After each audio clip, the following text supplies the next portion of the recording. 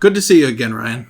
Hey, Jack. For the audience, it's been a month. For us, it's been 4 minutes since we wrapped the last episode. Are you exhausted? My throat's getting a little sore. Yeah, you're right. This one will be shorter, I promise. So, No, it's about a shorter type of ship, not a shorter length video. Yeah, you're right. Okay, yeah, because there's a lot, but we'll try to keep this on the shorter side today. So in the past, we've done favorite battleship, and we've done favorite cruiser, and now I think it's only fair that we keep going down. My favorite landing ship is LST-393. Okay, that I think is one below what I'm going to ask today, because LST is still pretty light. So I think we're going to do favorite destroyer today. Can you handle that? I'll have to change my notes, but... All right, we're going to get to our favorite destroyers right after the intro.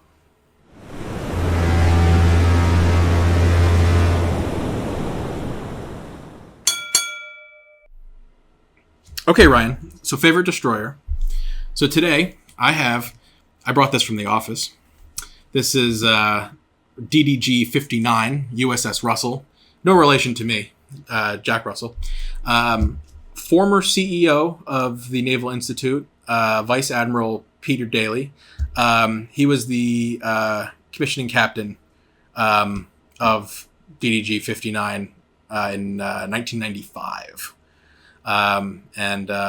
So he gave us this hat because of obviously the shared last name. No relation though. But man, can you imagine if they named destroyers after famous naval historians?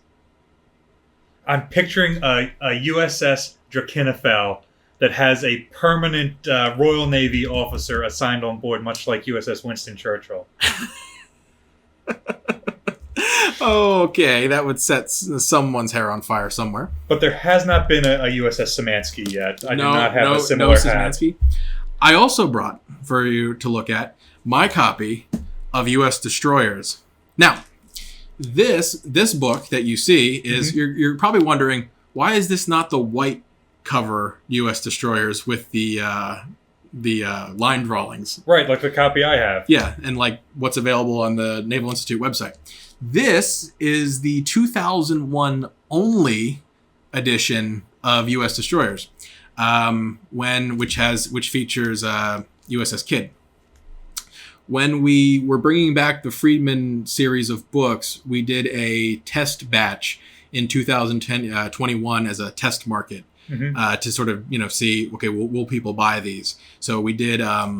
We took the older books and we put new museum ships on the front and the covers. Each one of these covers is a Navy measure camouflage pattern. Yeah. And so if you have the 2001 battleship book, it's in the dark blue Black Dragon, New Jersey, because New Jersey's on the cover of that book. And so if you have that, that's actually kind of rare because we only did one printing in 2021. And I gave you one for the library here on the ship. I'm sure that'll be on eBay here pretty soon. But anyway, U.S. Destroyers in the new format is available if you're interested in learning the most about U.S. Navy destroyers in the time periods that we're talking about. This book goes all the way up to DDG-X, so what would become Zumwalt. Of course, a lot of that's kind of classified, but we can tell you they're junk. So Friedman could write about Zumwalt all you want. Class of 30. The U.S. government purchased 3, canceled 27, and the third ship won't even see combat. It'll be finished and then kept for parts for the first 2. And even those 2 ships won't see combat because they're not even fully combat capable. No gun system. No. $8 billion a ship. The surface Navy really has to get their stuff together. No, I know. Naval aviation is doing great things. The submarine service is doing great things. The surface Navy is just blowing money on types of ships and concepts and doctrines that just aren't applicable. Unbelievable. So, with that being said, Ryan, what's your favorite destroyer? Can we go back to least favorite? Sure. Like to lambast a few more. Yeah. Sure, if you want to do that. Now, there's no real criteria here. It's just all personal. I said I liked Prince Eugen because it was pretty. Not because it did anything remarkable except get nuked. So, Well, I don't know anything about destroyer capabilities. Mm-hmm. Zumwalt has 0 smokestacks, which is 4 smokestacks too few for an ideal destroyer. Yeah, see, I figured you were going to go with the 4 smokestacks as best smokestacks. So interwar 4-stacker. Gorgeous ships, heck of a service life. Realistically, they miss the war which they were designed for, and yet 20 years later they come back as these old and obsolete designs and continue to serve. And I sort of have a soft spot in my heart for ships that serve long after the time period they were designed for. Right. Honda Point called it once its destroyer's back. It still has them all. Oh, yeah, that's true. Oh. But that's the only place really where you can go and see a 4-stack destroyer. Okay. For the sake of the video, so we don't have to end it in the next 5 minutes, is there a World War II derived destroyer that you might like? Man. There were so many super successful destroyers, Sure, especially operated by the United States during World War II. Only a couple of designs, but right. So how do I pick one that isn't what somebody else? Fair enough. And so I think my answer would just be any of the Fletcher variety, The Fletcher variants. gorgeous ships. I love them all. I think that they're a really well balanced design. I think I would say Fletcher even over the immediate ships that followed, like Gearing, and I just think that Fletcher's not only were they balanced, but I think they look better than kind of like the squattier, stubbier, thicker Gearings. Well, we like World War II era ships the most. We think those are the most visually attractive. I think that applies to both of us. And the Gearings really start to look like a post-war design. They really do. And a lot of those ships from 1950, like in that 50s era, are born out of that immediate post-World War II period. Like when you get like Vampire in Australia and the daring class of Vampires, Australian, but from the daring class of destroyers from Great Britain, which are kind of along the same concept. And then, Gearing and some of its variants. But yeah, the Fletcher is very World War II based. But I like the Fletcher. I like the different variations. So you have your standard Fletcher, 5 5-inch 38s single mounts, and then two quintuple torpedo tubes. I was going for center mount. That's the word I was going for. Okay. So center mount torpedo tubes. And I think that overall, and then of course you have your some 40 millimeter, some 20 millimeter mixed in. I think that's very well balanced, and I think it's a testament to their design, how much you could fit on them. But then I also like the like Kid, where the war is going a certain way. Maybe we don't need these torpedo tubes. Get rid of that launcher, and here's some more 40 millimeter mounts. You're really versatile ships. Yeah. Or, we don't need that aft torpedo launcher or that third turret. We could really use an aircraft catapult, Pringle. You bring that up. So World of Warships just put Halford in the game, which would be Pringle. There was Pringle, Stevens, and Halford are the three. Yeah. Are the three that were actually completed like that. Are the three catapult equipped Fletchers. That was actually the first ship that I ever worked on for World of Warships was Halford and that catapult Fletcher. But that was back in 2017. That was going to be my next question was how far out are they developing these ships? So the little bit of backstory is that at the time they were like, okay, well, that's a cool ship, a Fletcher with a catapult. Okay, what do you do? Well, at the time the mechanic existed to where you could have a fighter plane and a scout plane. Well, okay, if a destroyer launches a scout plane, these are 5-inch 38s. Like, I'm not shooting out to the moon. Like, I can't fire any farther. So that was immediately thrown out. And then it was like, what are you going to do? Launch one fighter plane? Yeah. Like, it didn't make any sense. Well, in a world where it's just individual scout planes and carriers haven't been added to the game, it might have some utility. Sure, but at that point, carriers were, you could still get carriers. Did they already exist at that point? Yeah. Okay. It just didn't make sense to introduce a Fletcher with a plane in 2017. But then with the carrier rework and the introduction of hybrid ships, where the player can control the ship, but then also launch the planes, and then you fly the planes, and then when you return, then you return to the ship. And so that opened the door for that, and then that's when that model came up. So yeah, so it was we worked on that in 2017 with them and the Naval Institute. We provided information. That was the first, but out of a few ships actually that we've worked on together. They really do tremendous research to create their models and whatnot. People have complaints about how ships are balanced, but in terms of the actual models and the positions of things, it's really top notch. They came out to New Jersey and looked at our blueprints years and years ago when the Iowas were first being considered to be added to the game. So Fletcher, I think between different versions, catapults, torpedoes, whatever you want to do, and then of course post-war, then you get certain ASW features, and they lose some guns, but they still are versatile enough to where even in the post-war they can still fulfill a mission. Yeah, they're not immediately sort of just obsolete like some ships are at the end of World War II. Either they're not fast enough, as you mentioned, like they can't produce enough electricity, or they don't have enough reserve buoyancy to take these new weapon systems, right. Even as you start to remove some of the surplus World War II systems, like the old-style torpedoes. Mm-hmm. So, now, it's hard to say what your favorite ship is, because, of course, in Fletcher's, they made so many of them. Yeah, which of the 175 do I like best? Yeah, I mean, you could pick a museum ship. You could say, okay, kid. Well, then I'm picking favorites on the executive director. I know you can't do that, which is hard for you. But yeah, but I chose Kid for the cover of this particular edition of the Friedman book, because then I have to pick Cass and Young or the Sullivans. Oh yes, well maybe you should pick the Sullivans or something so that they can raise more money for hull repair or whatever, or whatever, or Velio. What's the Greek one? Oh, Velos. Velos, yeah. Like, that counts.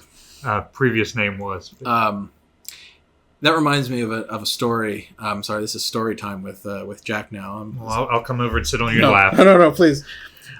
Read me another volume of U.S. We talk about Kid, and Greyhound. Tom Hanks was filmed on Kid. That was originally like in the book, also published by the Naval Institute.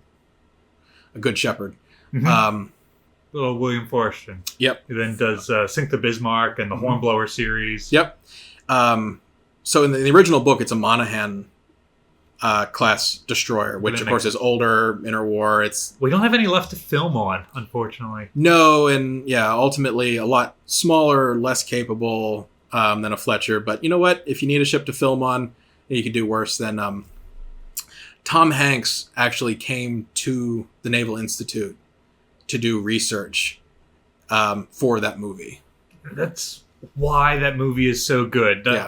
If somebody like the star of your film is doing this, then you just know that everybody from the director and the star is on down to... Yeah, he wanted to know like how, because one of the biggest complaints that you get about modern Navy movies or movies military in general is that like instantly the uniforms are wrong. Like that should be the easiest thing. Yeah. But I remember when the second Top Gun movie came out, was it last year or whatever, or the year before? It was like, they're like, oh, well, like John Hamm's uniform is wrong and Val Kilmer's Admiral portrait is wrong. And it's like, come on, guys, especially because they had Navy help. Like, you'd think this would be easy. But so Tom Hanks came to the Naval Institute. He wanted to know, he obviously wanted the historical background, but he also wanted to see like the midshipmen and hear from us about the history of everything. And he really wanted to get like the saluting right, like the uniforms right, like what these guys would have looked like and acted like aboard this ship, just to make everything for that. And if you haven't seen Greyhound, please do, because that is a wonderful depiction of a Fletcher class destroyer in action. Obviously, it's not supposed to be, but for what it is. And I highly recommend that a lot. It's things like the Admiral's portrait being wrong will completely break my immersion in an entire movie. And I actually hate the first Top Gun movie. Really? Because of all the immersion breaking things that are in it. And so I never even went and watched the second one because I disliked the first one so much. But then you've got movies like Greyhound that go the opposite way and prove that you don't have to make like a summer blockbuster type movie that ignores all the important stuff and is just rah USA. Greyhound is fantastic because I was like, skip all the romance BS that every Hollywood movie needs. It's just like from minute one. Yes, it's like, yes, let's get married when I get back, but I have this job to do. Bye. Gets on destroyer, immediately gets started, like gets targeted by U-boats. The entire movie goes by. You're like gripping your chair, and you're like, okay, he made it.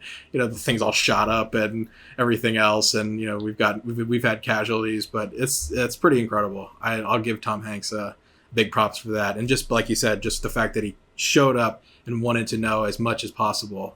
And he led that culture among the whole team. So I've heard nothing but positive things from the folks on Kidd and Baton Rouge about how they treated that historic ship as a site. You know, oftentimes film studios come on ships and they like remove historic features and put up like their own props and things, goofy repaint stuff. things. Yeah. And I've heard no stories like that from them. Wasn't it were we at HINSA? Did they do that presentation at HINSA was that 2018 or was that 2021 that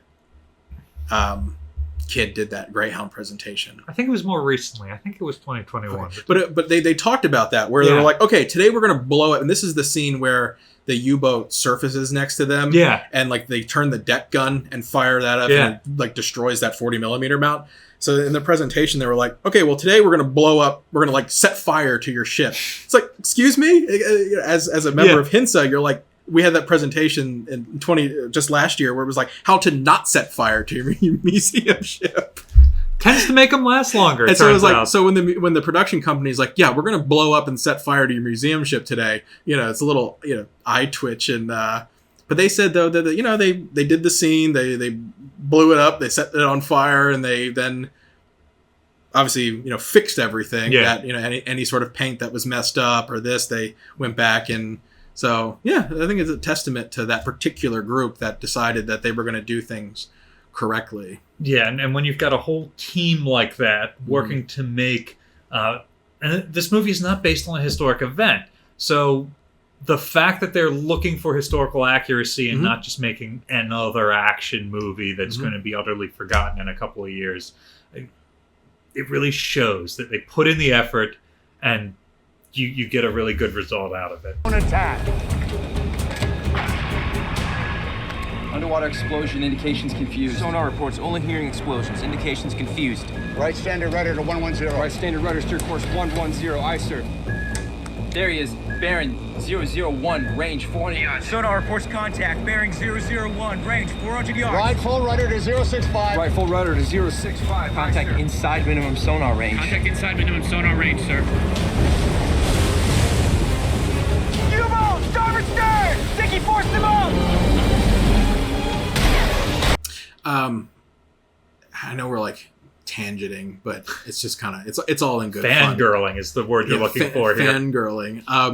But I think that movie really does a good job at depicting like the Fletcher in action, like when they have to, like when they target the U-boats and the 40 millimeter, like they're depressed all the way down to like zero elevation, and they're just shooting at the water, and you know the 5-inch guns are like they're trying to turn around, you know, and they're being like the gun director has like control over the front ones, but then they're like the manual turrets are on the rear turrets on manual, so that in case you get a shot, just pull the trigger. And so it's really interesting. You start to see the really confined, cramped, and intense fighting that a destroyer sees versus the battleships, or maybe throwing bigger shells over the horizon, something you can't even see. Exactly. Like on some island that a plane is orbiting and radioing back to you. Right. I really loved how it showed the command and control aspects. You've got the captain on the bridge, and he gives an order, and that's relayed by a phone talker to a phone talker somewhere else, who then passes it on. or information coming to the bridge so the captain can make these effective decisions. And in our case, Tom Hanks, I think, was playing a Commodore in charge of the entire escort screen. So he's trying to make these high-level decisions at the same time as he's controlling his own ship. Multiple ships. So he's like, okay, we'll do this, but you guys have to go do that and that and that. It's just incredible to think. And meanwhile, like, you got burning transport ships, and he's trying to organize like rescue, but I got to go attack the submarine, and that's a high energy movie. And in thousands of films and thousands of documentaries, I don't think I've ever seen a better depiction of a ship captain giving commands in combat and receiving information, like how that works. And again, I think that's one of the things that he really wanted to dial in and get that absolutely correct, so that, you know, you could see down to the second what it was like in that situation. And someone gets injured, okay, I need someone else to relay this. You know, it's not just we start losing guys, and next thing you know, it's not some like John Wayne thing where now I'm steering the ship and, you know, I got a 45 and I'm shooting at the sun. You know what I mean? Like, I'm not no disrespect to John Wayne, but like I could see that as a thing. Like, I'm literally the last guy on this Fletcher. You know, I'm going to ram this U-boat or something. You know, but it's a very real depiction of that kind of combat. So total 2 thumbs up to Tom Hanks and to Greyhound and to Kid and the crew for allowing them to come in and make that movie, because they certainly didn't have to. But they could have done it all CGI like so many movies do, and it would have been bad. Yeah, that was a fun picture. Would not too. have been nearly as authentic. Seeing them crane the green screens. Behind the ship as it's floating there, so that they can take the shot. This is absolutely incredible what they had to do to produce that.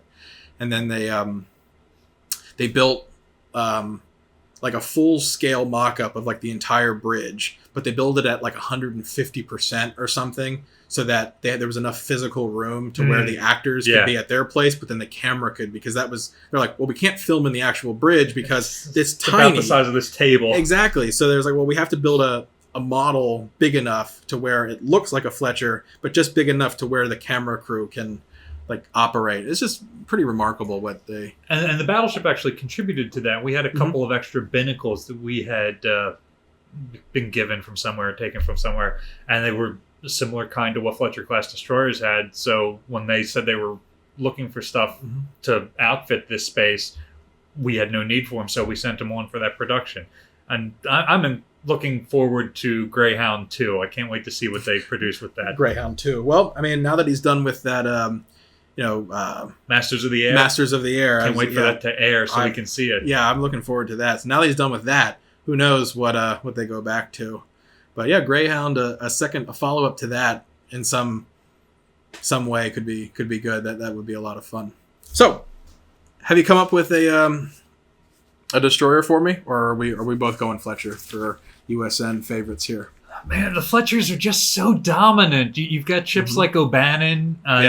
You've got ships like Johnson and Howell at Leyte Gulf. That, like, O'Bannon's there through the entire war, basically doing everything. Johnston is like doing this incredible thing in this couple-hour time span of her career. Of course, yeah, it's hard to overlook Johnston for sure. Not a Fletcher, but obviously Laffey down there at Patriots Point. The kind of beating that ship took. This is a destroyer. This isn't a battleship. This is like thin metal plate. I think you take that many kamikaze hits? Like, come on. And then that ship survives to be a museum ship that's still here 80 some odd years later. Exactly. That's incredible. What about, is there a non-US destroyer that makes the Szimanski list? That one's actually much easier for me, I think. Okay.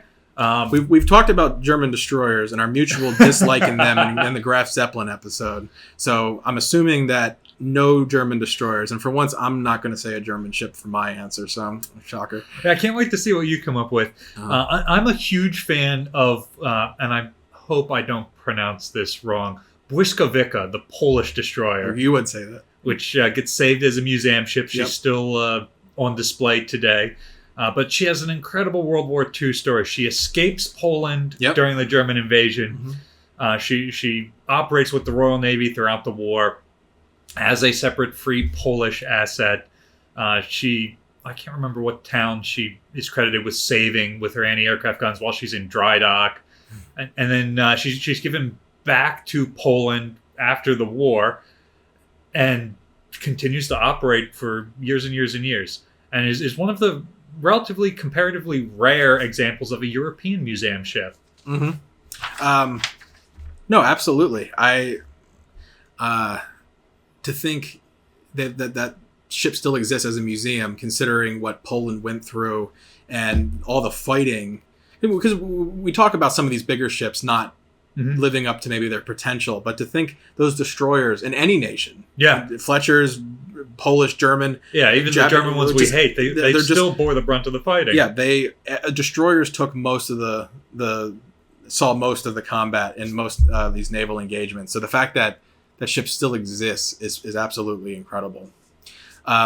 My European, can I break this into two? Yeah, I'll give you two.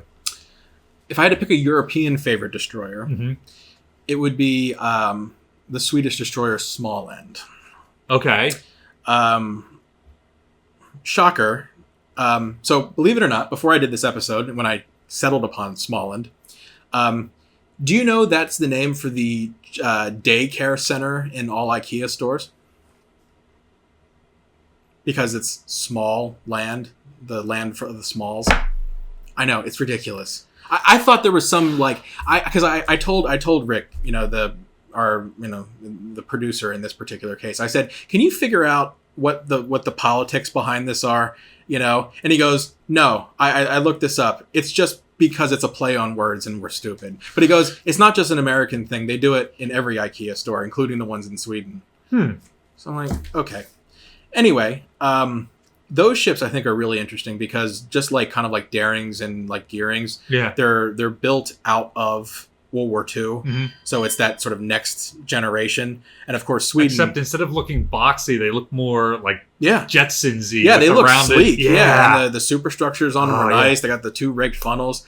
And also what makes them look kind of futuristic is the main battery. I mean, you're Sweden. I got Bofors down the street. Let's go. So we'll take a twin mount 40 millimeter and just increase the size by 3. Yeah. So they mount those twin 120 millimeter fully automatic guns, which fully powered, like complete elevation. The idea is that they're shooting down post-war aircraft and early generation jets. Of course, but then you still have the 40 millimeter and everything else, and I think a 57 twin 57 or. They got a lot of guns. Yeah. But when Bofors is in your home country, I'm assuming that you would do that. But they also pull a lot from the American destroyers. Like they have, originally launched with the quintuple, twin centerline mounted torpedo launchers, which I feel like, again, very, very Gearing, very Fletcher. The power plant, if I'm not mistaken, is literally out of a Gearing class destroyer. Okay, that makes they sense. literally bought it and they're like, this works. Send it, So why reinvent the wheel? You've got a ton of wartime experience proving that this is an efficient, long-range, long-lived, low maintenance system. I like how they didn't make very many of them. I think they just made the 2, Holland, which is the lead ship, and then Småland, which is the sister. Småland being the museum ship. That's still around today. That's sort of on my museum ship bucket list whenever I make it over to Sweden. Well, when we go over, we have to stop at Bushkovika too, because I haven't had the chance to visit her either. We'll do a European tour. We'll see both European museum ships. There you go. Mainland. Great Britain has a few. Yeah, exactly. I like Småland too because they were ready to the Swedes and the sort of the royal. The whole nature of them is just so interesting in how they work. But the idea that those 2 ships, those 2 destroyers, were we're just going to sail out when the Russians come, and we're just going to launch all the torpedoes and then die fighting, for the king, whatever. It's okay. Luckily, they never had to do that. Småland still survives to this day. So when I figured out that I was going to say Småland, I opened up. Shocker, I opened up World of Warships, and I actually realized that was my most played ship in the entire game. Really? Yeah. That had just overtaken the German Tier 10 battleship Großer Kurfürst, which had 482 battles. Now I have 508 in Småland. So when I say it's my favorite destroyer, I actually mean it's probably my favorite ship in that game. Holy cow. So yeah, I do enjoy me some Småland. Now, do you have a Japanese? If you had to pick a Japanese destroyer, because I'm gonna pick a Japanese. Oh man, Japan made some of the best destroyers of World War II. I think Japan like nailed it when it came to destroyers. Obviously, they didn't have the gunpowder, but that's not what they were designed for. Yeah, they were obviously very torpedo focused, and those ships incredibly high speed. The torpedo power, the torpedo reloads. That's what people forget. Yeah. A lot of everyone else, you fire those torpedoes and you're done. Yeah, it's not like in the video games where you can keep firing them every whatever reload period they give you. There is no reload period except for very specific classes of ship, which includes almost all Japanese destroyers carried the reloads on the destroyers. I mean, obviously, the cruisers carried the reloads too, but for the destroyer to have... Now, obviously, that meant some interesting fireballs when some of those Japanese destroyers were hit. You know, you shoot a bunch of 5 and 6 inch rounds into a torpedo magazine that's on the deck, and your oxygen fueled torpedo then explodes like, the 4th of July. So that did lead to some kind of spectacular fireballs and endings for some of those. But it also meant that, you could have a destroyer with reload. I hate to be those guys, though. Having to reload. Oh, you're trying to pull that multi-ton weapon system? Yeah. The propellant's explosive, the warhead's explosive, you're being shot at. Don't even. I mentioned when we did the Yamato episode, I mentioned the 100 millimeter mount and how I thought that was like the ballistics on that gun were good, powered, the mount itself was good, So my favorite Japanese destroyer is not a torpedo boat. It would be the Akizuki class of gunboat destroyer, anti-aircraft destroyer that they developed late in the war, which they actually made a few of, actually. It was quite a few. And then they did like a revision 2, and then I think there was even a revision 3, but I think that didn't get anywhere. I think they just look really good with the kind of like 2 turrets front, 2 turrets aft, super firing on both. I think those guns were, like I said, the mount and the guns themselves are pretty good. Certainly very contemporary, very modern for World War II, but could never be mass produced in enough numbers to do anything. And even if you did, it's, as we discussed with Yamato, when 25 Avengers and Helldivers are coming at you, I don't care how many 100 millimeter rounds you shoot off. Yeah. I don't know.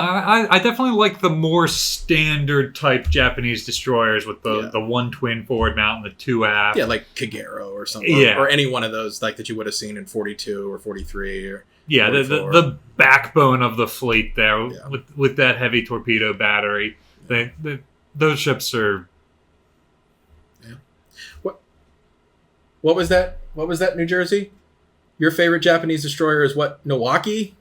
Oh, okay. No, she doesn't like Milwaukee. Mayakaze. Mayakaze? Okay. Yeah, that's right. Okay. What, you splattered the one? Oh, okay. Yeah.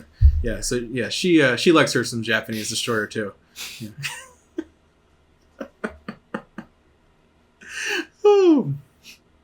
As always, is that everything? So Fletcher's, we had a fun discussion about Fletcher.